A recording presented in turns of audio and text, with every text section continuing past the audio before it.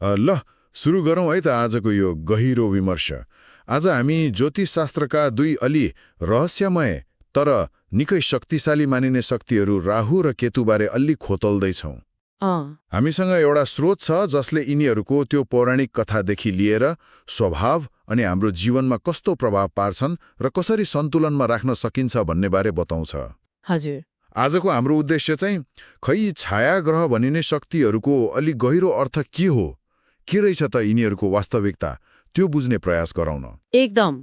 यो कथा त अब त्यो प्रसिद्ध समुद्र मन्थनबाट सुरु हुन्छ हैन, जहाँ देवता र असुरहरू मिलेर त्यो अमृत निकालेका थिए अमर हुनलाई। ओहो, अमृतको खोजी। त्यही बेला एउटा असुर सर्वभानु नामको अलि चलाखी गरेर देवताको भेषमा छिरेर अमृत पिउन भ्याएछ।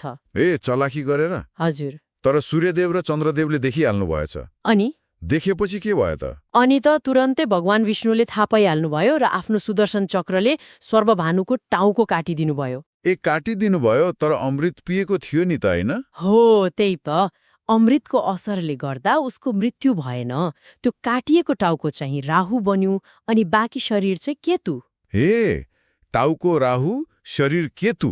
तर यहाँनिर एउटा कुरा, यिनीहरू आकाशमा देखिने ग्रहहरू जस्तो ढुङ्गा माटोको पिण्ड त होइनन् नि, है? होइनन्। यिनीहरू भौतिक पिण्ड होइनन्।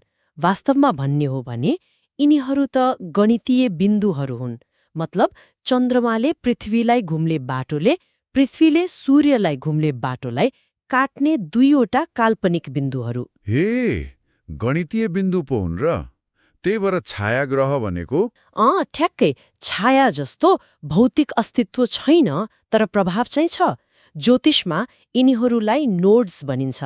राहु उत्तरी नोड, केतु दक्षिणी नोड। अनि प्रभाव चाहिँ एकदमै शक्तिशाली मानिन्छ ज्योतिषमा, होइन त? एकदमै। अनि अर्को कुरा, यिनीहरू सधैँ एकअर्काको ठिक उल्टो दिशामा हुन्छन्, मतलब 180 डिग्रीको फरकमा। ए, जहिले पनि आम्ने सामने? हजुर। अनि ग्रहणहरू पनि यिनीहरूसँगै सम्बन्धित छन्।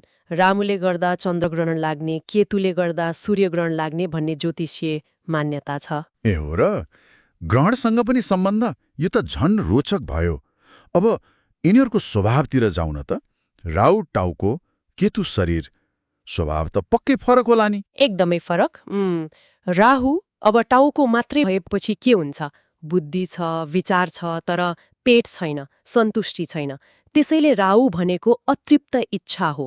भौतिक संसारप्रतिको एकदमै तीव्र आकर्षण, महत्वाकांक्षा, नाम कमाउने चाहना, भ्रम। मतलब सांसारिक भोगविलास, सफलता, त्यो पनि एकदम छिटो पाउने भोग जस्तो हो। अनि प्राय अलि अपरम्परागत तरिकाले छिटो सफलता खोज्ने प्रवृत्ति राहुले दिन्छ।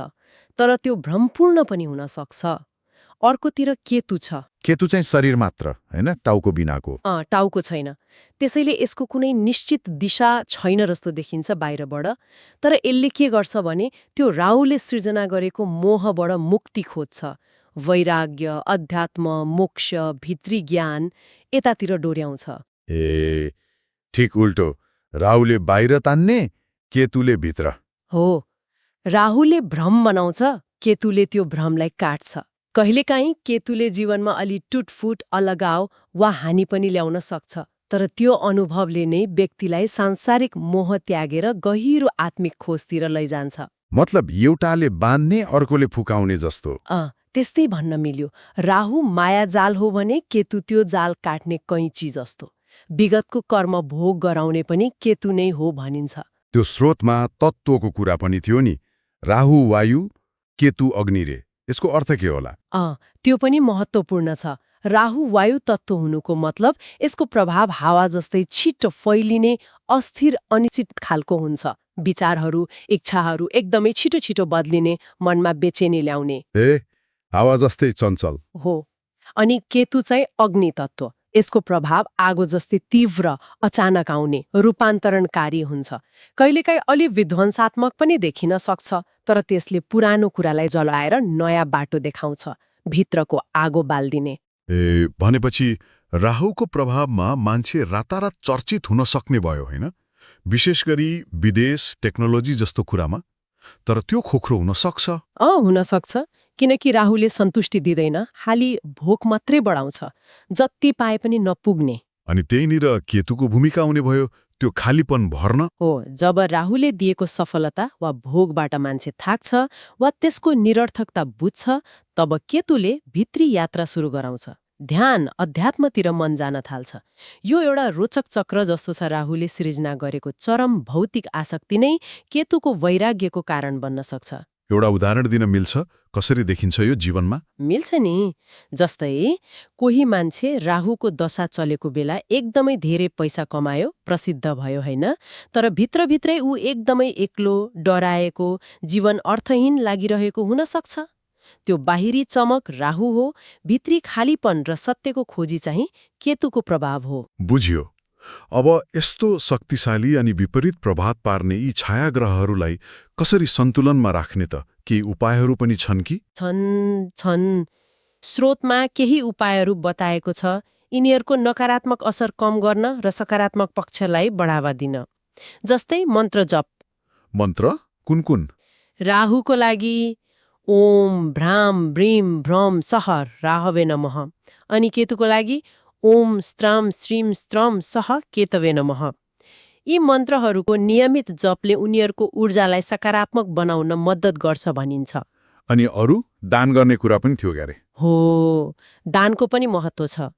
शनिबारको दिन कालो तिल, कालो कपडा, फलाम जस्ता चिजहरू दान गर्दा राहु शान्त हुन्छन् भनिन्छ, राहुको स्वभाव शनिसँग मिल्ने भएकोले। ए, शनिबार कालो चिज। अनि केतुको लागि चाहिँ खैरो, मिश्रित रङको कपडा वा कम्बल, तिल जस्ता वस्तुहरू दान गर्ने चलन छ। दान बाहेक अरू केही? हजुर, ध्यान गर्नु, योग गर्नु अनि सकेसम्म सत्य र धर्मको मार्गमा हिँड्नु, यसले पनि यी ग्रहहरूको नकारात्मक प्रभावलाई कम गरेर सकारात्मक ऊर्जालाई सही दिशा दिन मद्दत गर्छ। सारमा भन्दाखेरि राहु र केतुले हाम्रो जीवनकै दुईटा एकदमै आधारभूत तर विपरीत धारलाई देखाउँदा रहेछन्। एकातिर भौतिक संसारमा हराउने त्यो तीव्र इच्छा, त्यो आसक्ति, त्यो भयो राहु। अनि अर्कोतिर त्यही संसारबाट माथि उठेर मुक्ति खोज्ने, भित्री शान्ति खोज्ने त्यो गहिरो आध्यात्मिक चाहना, त्यो भयो केतु। एकदम सही। यो भनेको भ्रम र वास्तविकता, आसक्ति र वैराग्य बीचको एउटा निरन्तर चलिरहने द्वन्द्व जस्तै हो हाम्रो भित्र। हो नि, बाहिरी दौड र भित्री खोज। जीवनको पुरै तस्विर देखाउँछन् यिनीहरूले। यो सबै कुरा सुन्दा एउटा प्रश्न मनमा आयो के राहु र केतुले देखाउने यो द्वैतता, मतलब यो भौतिक सफलताको दौड र अर्कोतिर त्यो आध्यात्मिक शान्तिको खोजी बीचको जुन तनाव छ नि, यसलाई राम्ररी बुझ्न सकियो भने जीवनमा आउने उतार चढाव, सफलता असफलतालाई हेर्ने हाम्रो नजरिया नै अलि फरक, अलि सन्तुलित हुन सक्ला त? हुन सक्छ। सायद यसले हामीलाई दुवै पक्ष, बाहिरी संसार र भित्री संसारलाई स्वीकार्न सिकाउँछ कि? खै, सोच्नुपर्ने कुरा हो यो।